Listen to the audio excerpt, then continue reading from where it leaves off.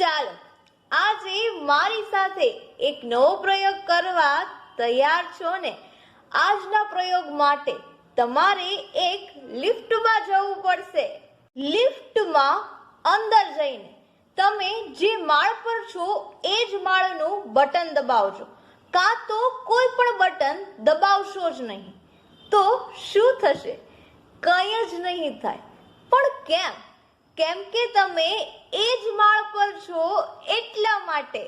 જો તમે બીજા માળ ઉપર છો અને તમે પહેલા માળનું બટન દબાવશો તો તમે નીચે જશો. જો તમે ત્રીજા માળનું બટન દબાવશો તો તમે ઉપર જશો. પણ કંઈકનું કંઈક તો નક્કી થશે જ. તમે ત્યાંના ત્યાં તો નહીં જ રહો. તમે તમારા દબાવેલા નિર્ધારિત માળ પર અચૂક પહોંચશો જ. એમ જ જો જીવનમાં પણ તમે થોડી પણ મહેનત નહીં કરો તો અત્યારે જ્યાં છો ત્યાંના ત્યાં જ રહેશો. જો મહેનત કરશો તો ક્યારેક કદાચ તમને અસફળતા મળે, એટલે કે તમે નીચેના માળે જશો, એટલે કે અધોગતિ થશે.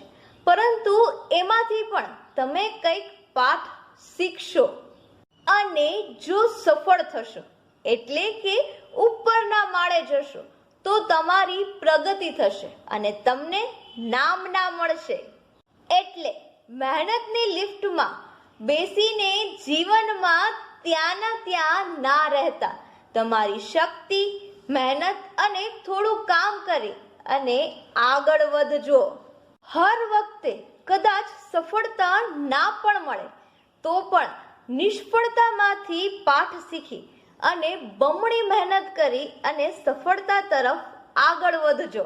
બાકી જો જીવનમાં આ મહેનતની લિફ્ટને મહેનતથી વાપરશો નહીં ને તો એવા તો અટવાઈ જશો કે કયા માળે જવું છે એ જ તમે નક્કી નહીં કરી શકો.